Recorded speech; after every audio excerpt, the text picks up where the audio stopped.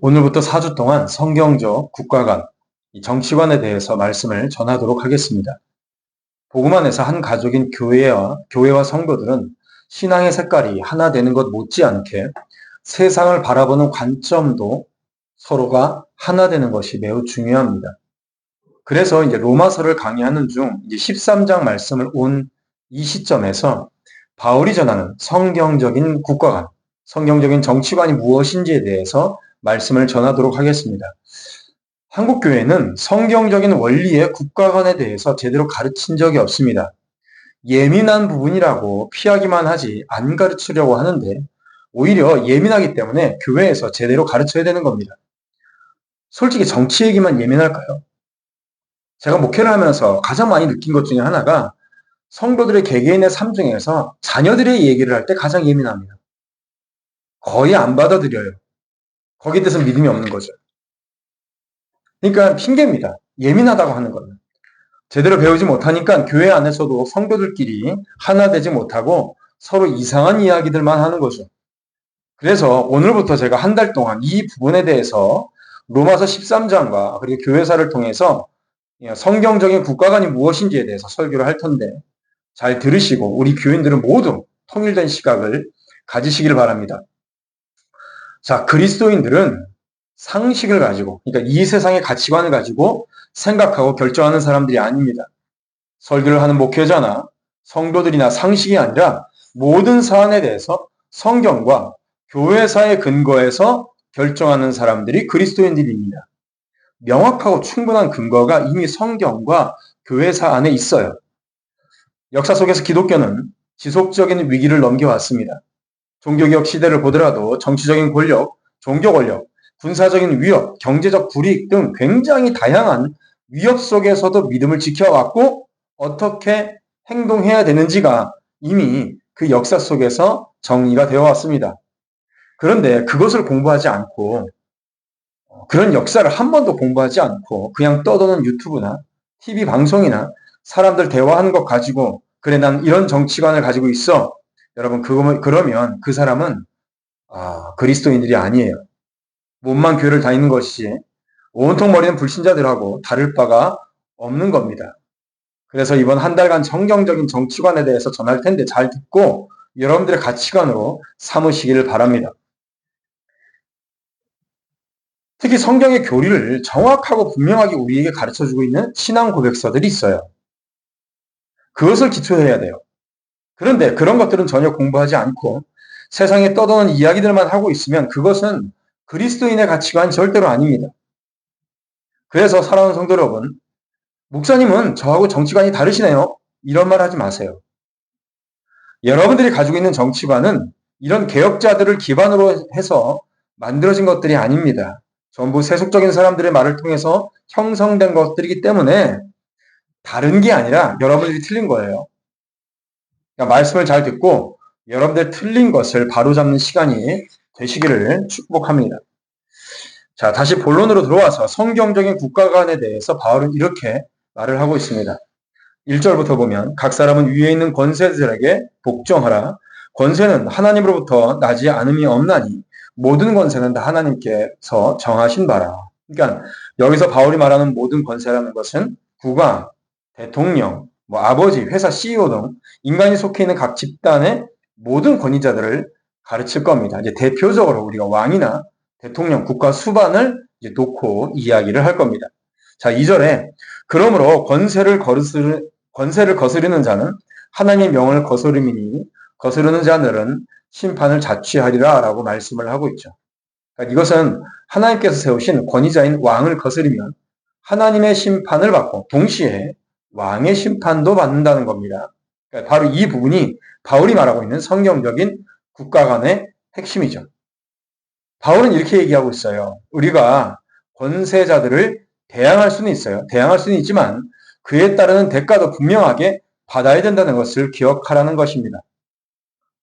국가 권력자, 권세자들은 자신들을 대항하는 세력들을 얼마든지 처벌할 수 있다는 것이죠. 자, 한 가지 역사적인 사건을 이제 보도록 하겠습니다. 1561년이었어요.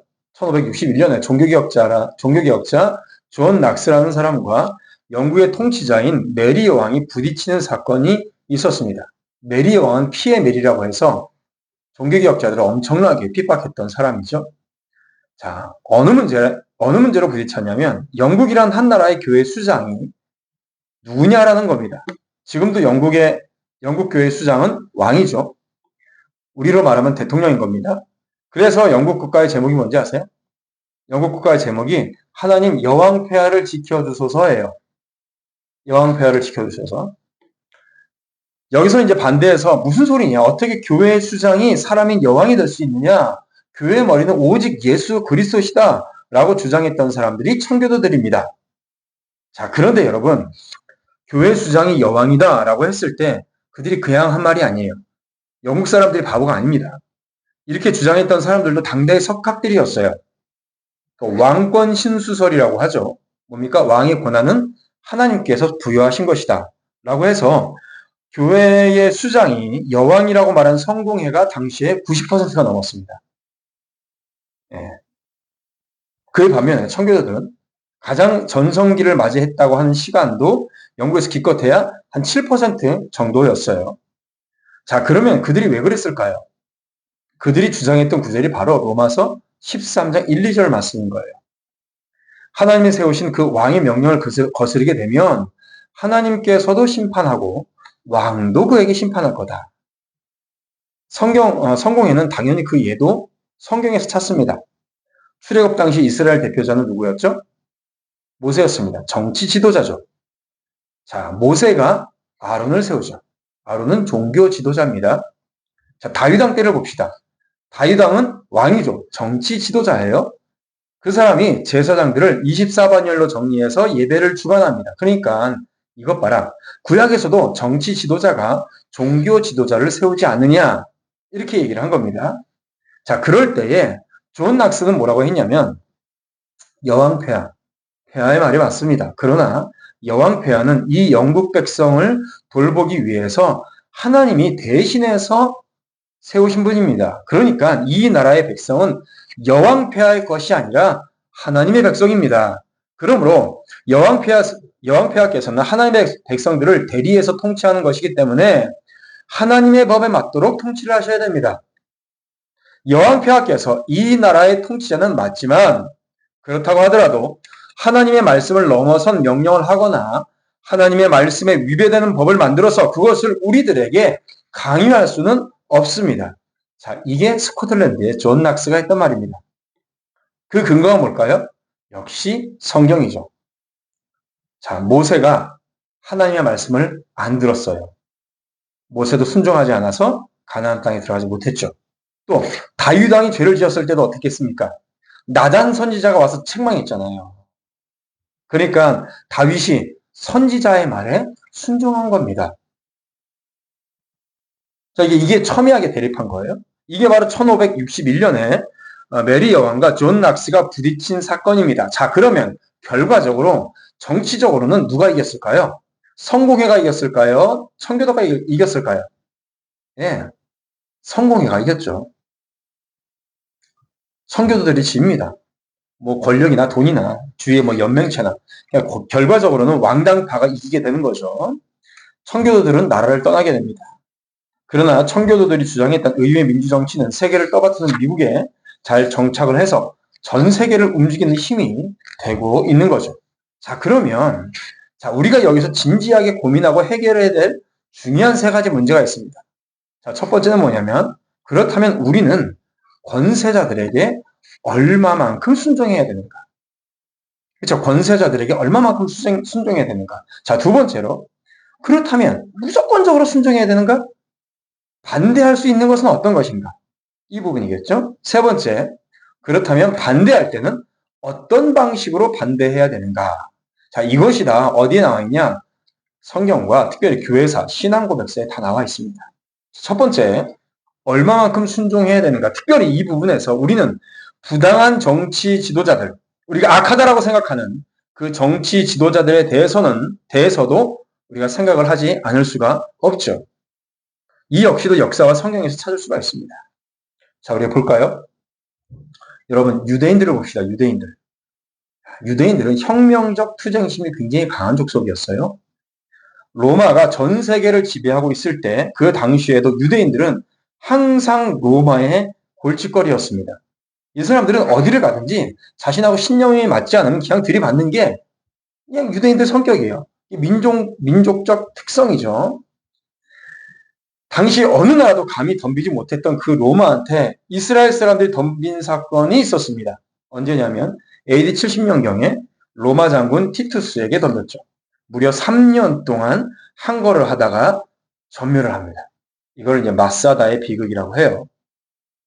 자, 이 사건 이후에 로마는 이 지긋지긋한 유대인들을 전 세계로 흐트러 뿌려버립니다. 그건 나중에 또 이제 다른 얘기고. 하여튼 유대인들은 자기하고 조금이라도 틀리면 무조건 들이받는 게 유대인들이에요. 자, 오죽하면 유대인들 안에서도 파당이 얼마나 많은지 모릅니다. 그런데 보세요. 초창기 초대교회의 그리스도인들은 다 어떤 사람이었죠? 유대인들이었습니다. 그런데 유대인들의 피를 가지고 있었던 그리스도인들은 로마 황제가 기독교를 박해할 때 어떻게 했죠? 그들은 혁명을 일으키지 않았습니다. 왜 그랬을까요? 핍박받는 그리스도인들이에요. 다 유대인들이에요. 그들은 늘 들이받는 사람들이었어요. 그럼에도 불구하고 로마 황제가 핍박을 할 때 저 네로 황제를 제거하자, 혁명을 일으켜서 저 네로 황제 탄핵시키고 끌어내리자 하지 않았다고요. 이게 바로 우리 그리스도인들이 정말로 신중하게 들어야 될 내용입니다. 옛날 제가 고등학교 다닐 때 그때는 정말 데모가 많았습니다. 이거는 실수 없이 데모였어요. 저도 1987 세대라. 그때 많이 나왔던 질문이 뭐냐면 워낙에 데모를 많이 하니까 그리스도인들은 데모를 해야 되느냐 말아야 되느냐라는 문제였습니다.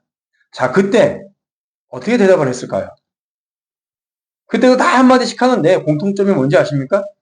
그 누구도 그 근거를 명확하게 신학적으로나 또는 교회사적으로 말해주지 못했다는 겁니다. 맨날 하는 말이 전두환이 뭘 잘못했는지 아느냐, 김대중이 뭘 잘못했는지 아느냐, 김영삼이 어떠고 저쩌고, 지금 우리나라 문제가 뭔지 아느냐, 이런 소리만 하는 거죠. 그런데 어느 누구도 성경을 보자고 하지 않아요. 교회 역사요, 청교도요, 종교개혁자들은 어떻게 했는지 그 어떤 것도 없었습니다. 그냥 자기 얘기예요. 지금하고 똑같죠. 자, 그런데 여러분, 얘기가 나온 김에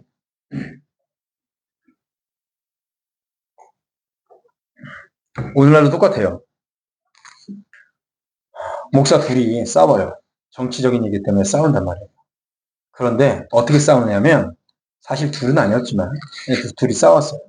한 사람은 성렬이가 또 한쪽은 재명이가 이제 강단인데 참 이렇게 얘기하기 하긴 하지만 있는 그대로 말씀을 드리려고 하니까 한 사람은 성렬이가 한 사람은 재명이가 이러는 거예요. 여러분, 그 모습을 보고 있는 제가 어떻게 느꼈는지 아십니까? 천박하게 이럴 데가 없는 거예요. 여러분, 교회에서요, 여러분 가정에서도 마찬가지입니다. 함부로 특별히 애들 앞에서나 하여튼간 교회에서든 가정에서든 그 대통령 이름 부르면서 그럼 찍찍 부르면서 욕하지 마세요. 엄청 천박한 짓입니다. 그 말은 뭐냐면 여러분들의 자녀가 자기 부모 이름 찍찍 부르면서 욕해도 된다는 거하고 똑같은 거예요. 여러분들이 싫어하는 사람이라도 그러지 마세요. 지금도 똑같아요. 여러분이 정치나 정부, 대통령에 대해서 판단할 때 성경 가지고 판단한 적 있습니까? 이건 어떻고 저건 어떻고 그러는데 그거 다 불신자들도 얼마든지 할 수 있는 얘기예요. 누구나 할 수 있는 말을 왜 굳이 그리스도인들이 해요? 그러면서 얘기하는 걸 보면 세상의 모든 것들을 다 알아요. 마치 그런 것처럼 자기가 말하는 대로 하면 나라가 정말로 제대로 잘 운영될 것처럼 말하잖아요. 여러분, 그런 말들은 우리 성도들이 안 해도 얼마든지 불신자들도 이 나라의 대통령, 정부가 잘못하는 거 다 말할 수 있어요. 왜 거기에 성경 한 구절, 신앙 고백서 한 구절, 교회 역사 한 구절 안 들어갑니까? 그리스도인들은 뭡니까? 자기가 말하는 것에 대해서 성경과 교회 사례에 성경과 교회사로 각주를 달 줄 알아야 되는 거예요. 만약에 여러분들이 그렇게 못하면 여러분 어디서든지 말하지 마세요. 성경으로 말하는 게 그리스도인입니다. 몸뚱아리는 교회에 앉아있는데 온통 머리는 불신자들하고 똑같은 관점으로 이러니 저러니. 자, 부당한 정치 지도자들 어떻게 해야 될까요? 자, 이 문제 역시 가장 좋은 본은 구약 성경에서 찾아볼 수가 있습니다. 성경에서 가장 악한 권세자의 예시로 가장 먼저 등장하는 인물 꼽아라 라고 하면 역시 이집트의 바로를 얘기할 수 있을 겁니다. 그렇죠?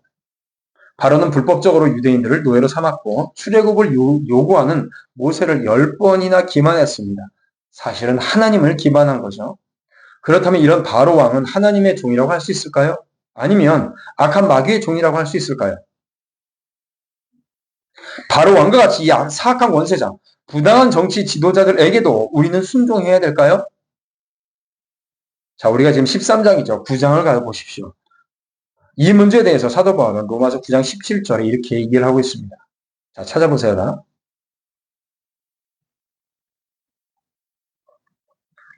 자, 읽겠습니다. 성경이 바로에게 이르되 내가 이를 위하여 너를 세웠으니 곧 너로 말미암아 내 능력을 보이고 내 이름이 온 땅에 전파되게 하려 함이라 하셨으니. 자, 뭐라고 말씀하십니까? 이 말씀에 따르면 바로 왕을 세우신 분이 누구예요? 하나님이라고요. 더 나아가서 하나님이 바로를 왕으로 세우신 목적이 있고 그것은 하나님의 이름이 온 땅에 널리 전파되게 하려는 것임을 우리가 확인할 수가 있었습니다.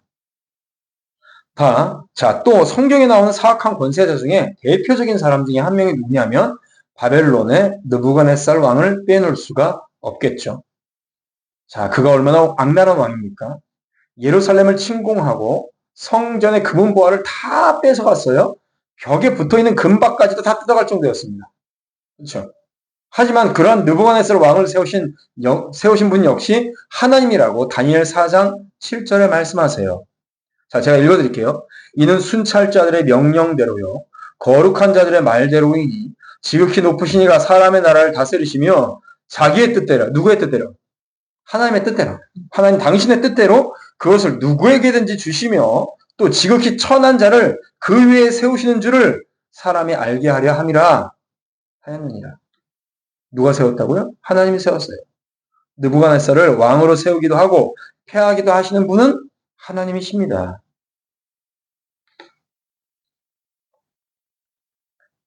우리가 이걸 기억해야 돼요. 여러분, 하나님께서 누구를 왕으로 세웠든지 누구를 대통령으로 세웠든지 그 세우신 분은 하나님이십니다. 하나님의 작정 아래 있는 거예요. 그 작정하심 아래 있는 거예요. 모든 계획 안에 있는 겁니다. 그것을 지금 우리는 모를 수 있어요. 그러나 시간이 지나고 우리의 영적인 지식이 성장하면 그때서야 알게 될 거예요. 그러니까 순종하십시오. 쓸데없이 탄핵 얘기하지 마세요. 그거는 하나님의 뜻이 아닙니다. 또 한 군데를 더 볼게요. 예수님도요. 빌라도의 권세를 인정하셨어요. 예수님께서 잡히셔서 빌라도 앞에 갔습니다. 유대 지도자들이 예수님을 모함을 하죠. 고발을 합니다. 젊은 청년 하나가 자기가 왕이라고 하면서 쿠데타를 일으키려고 하는 세력들이 있다. 이런 식으로 이제 고발을 한 거죠. 그래서 빌라도가 예수님을 붙잡아서 신문을 해보니까 어때요? 이거는 정치적인 인물이 아니죠. 그렇죠? 종교적인 인물이란 말입니다. 빌라도가 물어봐요. 요한복음 18장 37절에 빌라도가 이르되 그러면 내가 왕이냐? 예수께서 대답하시되 내 말과 같이 내가 왕이니라. 내가 이를 위하여 태어났으며 이를 위하여 세상이 왔나니 곧 진리에 대하여 증언하려 함이로다. 무릇 진리에 속한 자는 내 음성을 듣느니라. 이게 무슨 말입니까? 빌라도가 딱 듣고 판단이 된 거죠. 아, 이 얘기는 이 사람은 종교적인 얘기를 하는 것이지 정치적인 어떤 발언을 하는 게 아니구나라고 생각을 했어요. 그래서 빌라도는 예수님을 놓아주려고 이것저것 물어봐도 예수님이 별 말씀이 없으시거든요. 그러니까 이제 빌라도가 이렇게 얘기를 합니다. 자, 19장으로 넘어가서 19장 10절에 빌라도가 이르되 내게 말하지 아니하느냐? 내가 너를 놓을 권세도 있고 십자가에 못 박을 권한도 있는 줄 알지 못하느냐? 라고 얘기를 하니까 11절에 예수께서 대답하시되 위에서 주지 아니하셨더라면 나를 해할 권한이 없었으리니 그러므로 나를 너에게 넘겨준 자의 죄는 더 크다. 이렇게 말씀하셨습니다. 그러니까 뭐냐면 빌라도와 같은 권세자는 일반인을 처벌할 수 있는 합법적 권한을 가지고 있다는 거예요. 예수님께서도 그것을 얘기를 하신 거예요. 자, 이 말씀을 비추어 본다면 법원의 판결에 불복하는 것은 기본적으로 성경의 원리에 어긋나는 주장이 되는 셈입니다. 판사의 판결권은 하나님께서 그들에게 주신 고유한 권한이에요. 그렇기 때문에 설령 그들이 어떠한 이유에서건 물론 우리가 납득할 수 없는 판결을 내릴 때도 있습니다. 그래도 거기에 순복해야 된다는 것이 성경은 말씀하고 있어요. 예수님조차도 빌라도의 권세는 하나님께서 주신 것이기 때문에 그가 예수님을 신문하고 재판하는 것은 합법적이라고 하셨습니다. 죄가 있다면 무고한 예수님을 빌라도의 법정에 서게 한 것도 모자라서 예수님을 석방하려는 빌라도를 향해서 격렬하게 저항했던 유대인들에게 있을 것입니다. 자, 그런데 여기서 또 한 가지 중요한 사건. 중요한 것. 예수님의 말씀을 보십시오. 19장 11절 하반절에 뭐라고 말씀하셨냐면 이거는 재판권을 가지고 있는 권세자들을 향해서 또 말씀하신 겁니다. 그러므로 나를 내게 넘겨준 자의 죄는 더 크다. 더 크다. 라고 말씀하셨어요. 여기서 나오는 더 크다라는 말씀은 특별히 이런 중요한 의미를 지니고 있습니다. 자, 빌라도가 예수님을 신문하고 재판할 권세 그 자체는 하나님께서 주신 고유한 권한이에요. 그렇죠? 그렇지만 권세자인 빌라도가 그것을 부당하게 행사하거나 잘못된 판결을 내린다면 그 책임은 유대인뿐만 아니라 누구에게 있는 거예요? 빌라도에게 넘어간다는 의미입니다. 오판을 내리기 전까지는 빌라도에게는 죄가 없어요. 왜요? 고발 사건이 일어났으니까 그 사람은 판결을 하는 거예요. 그죠? 재판을 하는 거죠. 그런데 예수님에 대해서 오판을 내리게 되면 선한 자에게 대해서 오판을 내리게 되면 그때부터 유대인이 아닌 빌라도가 예수님을 십자가에 못 박게 되는 겁니다. 무슨 말씀이냐? 모든 권세자는 하나님이 허락하신 권세를 오용하거나 남용하게 되면 그에 상응하는 대가를 반드시 치르게 될 것이며 심지어 자신의 권세에 순복했던 대중의 과업까지 자신의 몫으로 권세자들의 몫으로 돌아간다는 거예요. 이것을 명심하라는 거죠. 그것이 더 크다라는 거예요. 그래서 여러분 권세자들은요. 재판의 권한을 가지고 있는 사람들은 똑바로 재판을 해야 돼요. 역사의 수레바퀴 에서 하나님께서 반드시 심판하십니다. 그래서 예수님께서 모범을 보여주신 것처럼 우리는 권세자들을 인정해야 돼요. 부당하더라도 인정하고 순종해야 됩니다. 권세자를 그 자리에 세우신 것은 하나님이시고 하나님이 그에게 주신 고유의 권한이라는 것을 인정해야 되는 겁니다. 그리고 그것을 사용하는 것에 따라서 하나님께서는 그 하나님의 주권과 그 작정하심과 역사의 수레바퀴 속에서 그에게 분명하게 심판하실 것이라는 거죠. 자, 그렇다면 두 번째, 성경에 어긋나는 것에 대해서 우리는 항변을 해야 될 거 아니에요. 그것은 우리가 항변을 해야 됩니다. 근데 어떻게 항변을 하느냐? 어떻게 항변을 하느냐?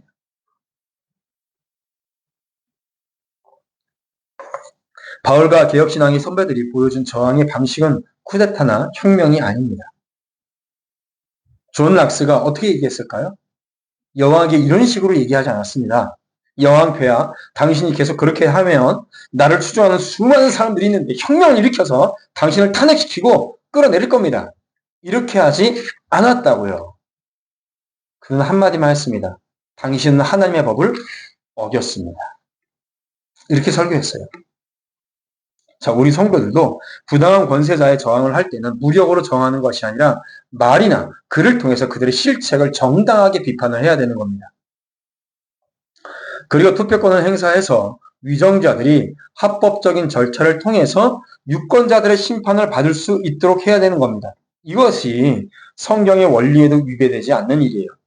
그런데 만약에 사악한 위정자의 실책에 분노한 대중들이 선동하고 쿠데타를 일으킨다면 이때부터는 비합법적인, 불법적인 저항이 되어버리는 겁니다. 위정자의 잘못은 하나님이 마땅히 벌하실 것이지만 혁명을 일으킨 대중들 또한 하나님께서 세우신 권세자를 거역하는 대가를 치러야 되는 거예요. 그 신뢰는 성경의 사건들과 우리나라의 역사에서도 얼마든지 발견할 수가 있습니다. 그러므로 함부로 불법적으로 행하면 안 됩니다. 예를 들어서 예를 한 가지 드릴게요. 여러분 2008년도에 우리나라가 엄청나게 시끄러운 거 한 가지가 있었습니다. 광우병 사태. 미국산 소고기 파동이죠. 근 1년을 광화문에 아주 난장판이었어요. 매일 밤마다 미국산 소고기 물러가라. 양키 고홈 이러면서. 근데 사실 소고기가 문제가 아니었죠. 정권 교체가 문제였죠. 정권을 뒤흔들어서 자기네들이 정권을 붙잡으려고 했던 그런 것들이 목적이었지 않습니까? 광우병량 건수였죠. 그 자체가 바로 하나님의 명령에 어긋나는 겁니다. 근데 좋아요. 어쨌든 자신의 속마음을 감추고 소고기 문제로만 했다고 치자고요. 그렇게 치자고요. 그러면 거기서 1년 동안 매일 데모하고 1년 동안 저녁마다 난리를 쳤으면 거기에 광화문에서 장사하고 있는 상가 주인들은 얼마나 피해를 받았을까요? 그거 누가 보상해 줍니까? 그분들은요, 1년 동안 거의 장사 못했어요. 쫄딱 망했어요. 자기 주장이 옳다고 왜 남에게 피해를 줍니까? 내 주장이 정의롭고 내 주장이 국가적으로 너무 중요하니까 다른 사람들의 상가는 손해를 감수해도 되는 건가요? 글쎄 여러분들은 잘 모르겠지만 저는 그때 그 지역에서 매일 거기로 왔다 갔다 했던 사람이에요.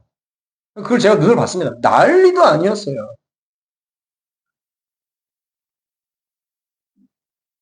다른 사람 상가는 그렇게 손해를 감수해도 돼요? 거기에 대해서 자기가 잘못했다고 말하는 사람 한 명이라도 있습니까?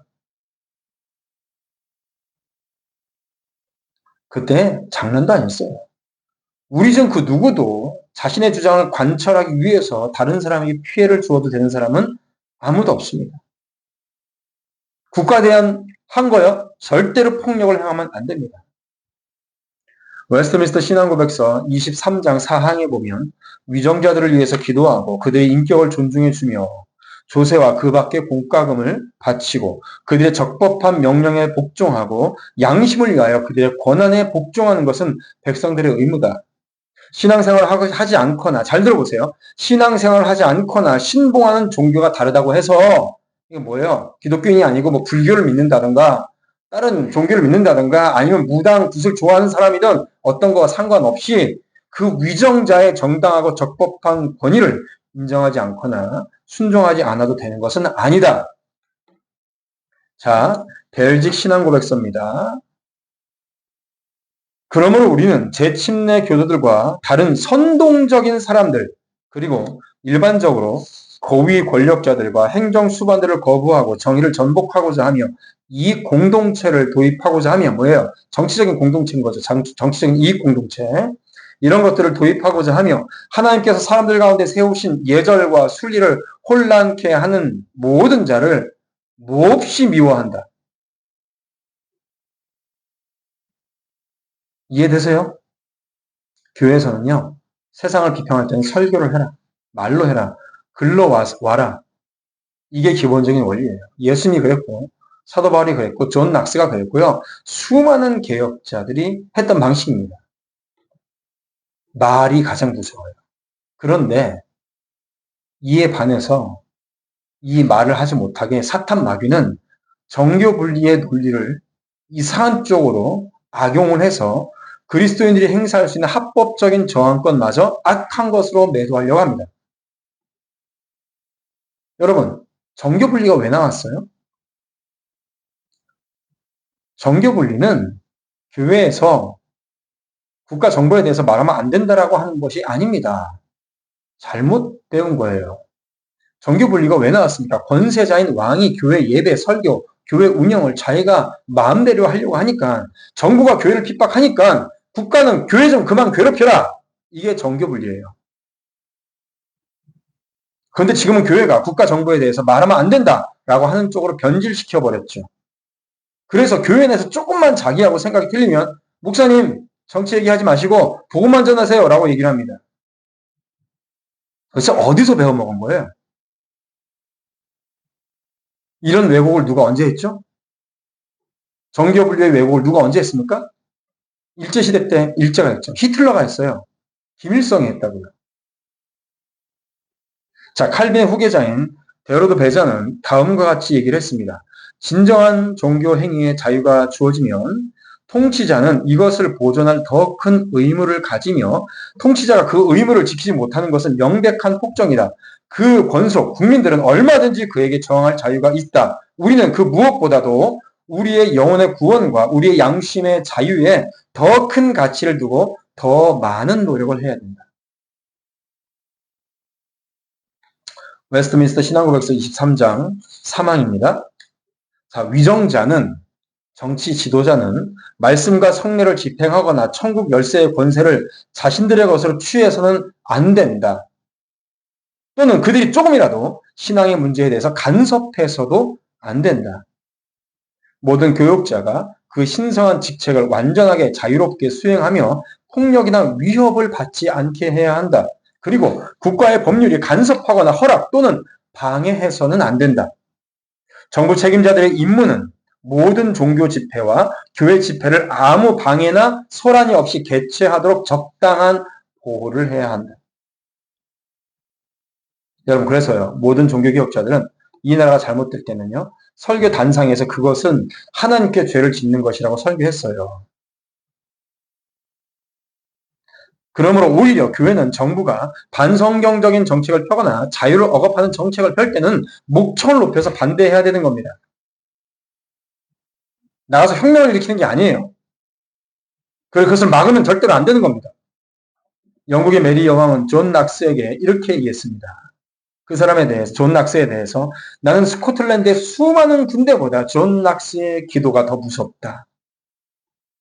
이것이 펜이 칼보다 얼마나 더 강한지를 보여주는 단적인 예라고 할 수 있지 않겠습니까? 자, 그렇다면 예수님께서 이렇게 혁명을 거부하신 진짜 이유가 뭘까요? 예수님과 사도 바울은 부당한 권세자들을 향하여서 혁명의 깃발을 들지 않고 변론과 논쟁의 방식으로 왜 이렇게 대응하셨을까요? 첫 번째, 복음 전도의 사명 때문에 그렇습니다. 우리 그리스도인들은 이 땅에서 태어난 순간부터 복음 전파라는 사명을 부여받았기 때문이에요. 근데 이제 지금 우리나라의 문제는 뭡니까? 공직자는 업무 시 공적인 자리에서 자신의 종교를 드러내면 안 된다라고 얘기하는 그런 상황입니다.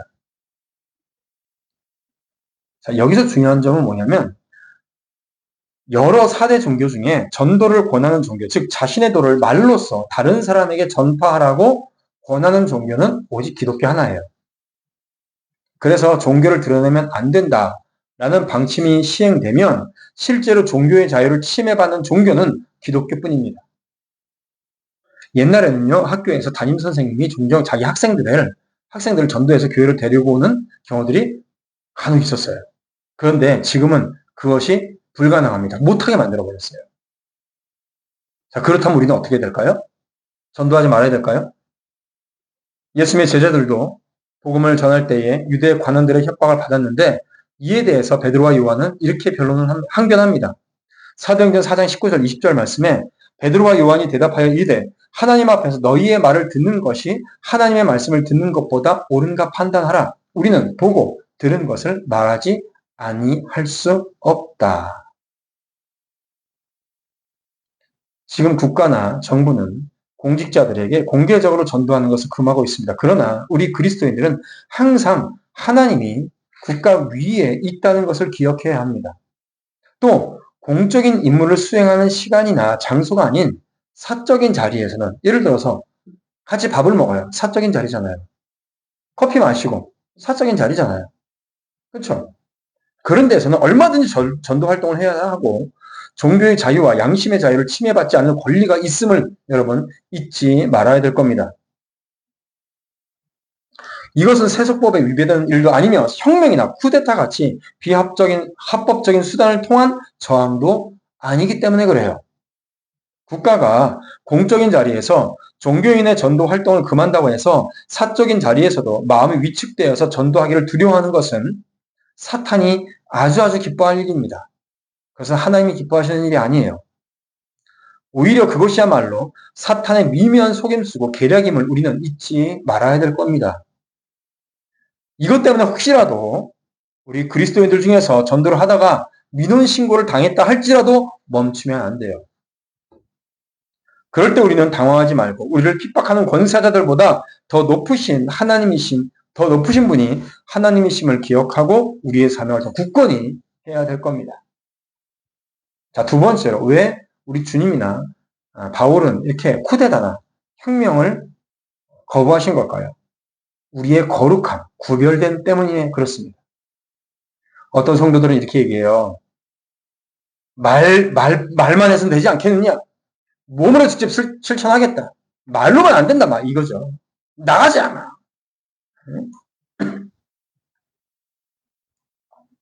그래서 자신들이 이 부당한 권세자들을 향해 쏘아 올리는 분노의 화살을 정당화하기도 합니다.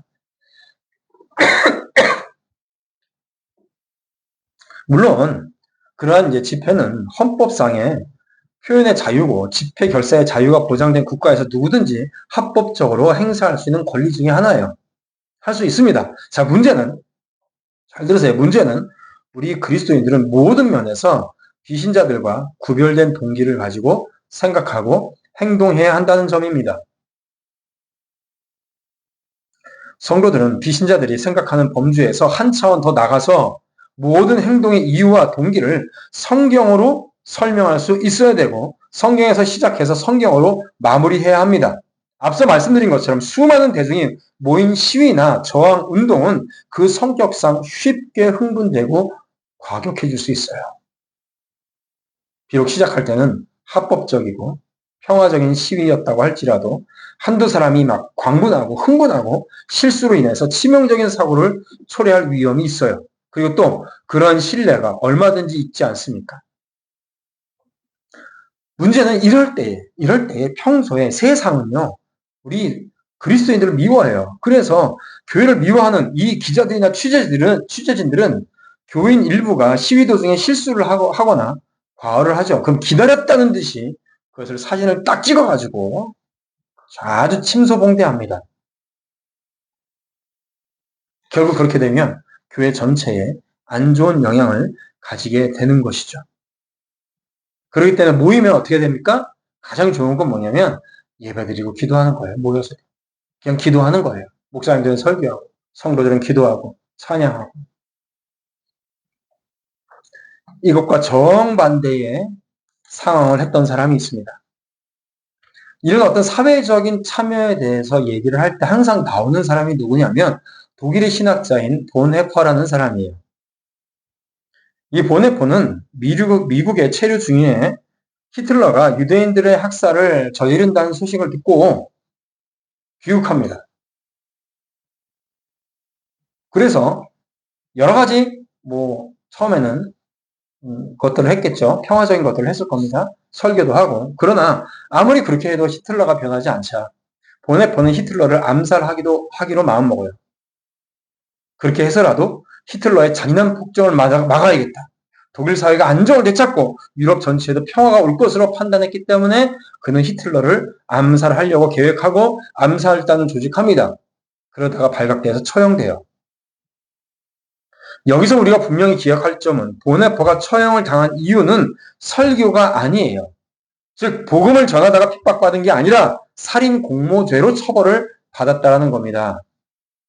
비록 히틀러가 사악한 권세자긴 하지만 그를 살해야 하는 것은 엄연히 살인죄에 해당한다고 성경은 말씀하고 있어요. 즉 본헤퍼는 사회 정의를 구현하려다가 그만 자기도 모르게 성경의 가르침도 어기고 세속 윤리도 저버리는 그런 오류를 범하게 되는 겁니다. 성경 인물 중에 본헤퍼와 대조되는 사람이 있죠. 바로 다윗입니다. 다윗은 자신을 무고히 죽이려고 하는 사울을 죽일 수 있는 기회가 2번이나 있었어요. 그러나 하나님께서 기름 부어 세우신 권세자라는 그 이유로 그를 공격하지 않았습니다. 그는 한 번도 아니고 2번이나 사울에게 보복할 기회가 있음에도 불구하고 포기했어요. 그러면서 시편을 보면 다윗은 자신의 억울함을 하나님께 호소하고 원수에 대한 보복도 하나님께 맡깁니다. 결국 후에 어떻게 됩니까? 사울은 다윗의 손이 아닌 하나님의 손으로 처벌받고, 다윗은 이 모든 과정에서 하나님께 죄를 범하지 않았을 뿐만 아니라 하나님의 말씀에 위배되는 일을 두려워했다는 것도 우리가 잘 알 수가 있습니다. 다윗을 보세요. 오히려 사울이 죽었다는 소식을 듣고 어떤 모습을 보입니까? 하나님께서 기름 부어 세우신 권세자가, 하나님의 이름으로 세우신 권세자가 죄를 지음으로 말미암아 이 나라가 이렇게 혼란스럽게 된 것에 대해서 그는 매우 슬퍼하고 있습니다. 이게 그리스도인이라고요. 이처럼 참된 그리스도인들은 혁명가가 아니라 세상 사람들이 할 수 없는 일을 위해서 구별된 존재들입니다. 그래서 우리는 기도해야 돼요. 설교하면 됩니다. 안타깝지만 이와 비교할 때에 보온회포의 저항은 성경적이지도 않고 개혁주의 신앙의 정신과도 맞지 않는다는 것을 우리가 알 수 있어요. 만약 우리가 보온회포와 같은 상황에 놓였다면 먼저 우리는 하나님께 기도해야 됩니다. 무력 시위는 우리 그리스도인이 참여하지 않아도 세상 사람들이 얼마든지 열심히 하는 거예요. 그건 진리가 없어도 할 수 있어요. 사랑하는 성도 여러분, 이 땅의 모든 권세자는 하나님이 세우신 자들입니다. 그들 중 누구도 하나님의 허락 없이 그 자리에 있는 사람은 없어요. 설령 그가 히틀러든 그 누구라 할지라도, 만약에 여러분들이 원하지 않는 사람이 대통령이 됐다고 할지라도 여러분 기도할 수 있어야 돼요. 그게 그리스도인입니다. 그러면 우리는 그들에게 대항을 할 때도요, 총과 칼이 아니라 말과 글과 기도와 설교로 그들의 잘못을 일깨워 주어야 됩니다. 그렇게 해야 돼요. 지금 이 시간도 마찬가지입니다. 그런데 어떤 사람들을 보면 우리나라 초대 대통령을 포함한 역대 대통령들을 극단적으로 폄훼를 하고 그들을 역사에서 지워버리려고 합니다. 비록 세상 사람들이 그들을 지도자로 인정하지 않는다고 해도요, 우리 그리스도인들만큼은요, 그들 역시 하나님이 세우신 권세자임을 알고 인정을 해야 돼요. 그래서 어떤 권세자에 대해서 평가를 할 때는 철저하게 공과 과를 명확하게 공부하고 인정할 수 있어야 되는 겁니다. 그리고 또한 그리스도인들은 대중의 분노가 일어났을 때 함께 동요하는 자들이 아니라 먼저 성경에 그리고 교회사가 무엇을 말하고 있는지를 살피는 자들이에요. 그리스도인들은 혁명가가 아닙니다. 이 세상을 상식의 눈으로 보는 자도 아니기 때문입니다. 성경은 그 어디에서도 우리에게 악한 권세자를 무력으로 내쫓고 새로운 세상을 만들려고 권하지 않습니다. 그러므로 사랑하는 성도 여러분, 마지막으로 말씀드립니다. 우리의 세계관은 뉴스나 SNS나 유튜브 동영상으로 형성되어서는 안 됩니다. 예수님과 사도 바울의 말씀, 교회사, 그리고 여러 종교개혁자들의 가르침을 통해서 견고하게 다져져야 될 줄로 믿습니다. 기도하겠습니다.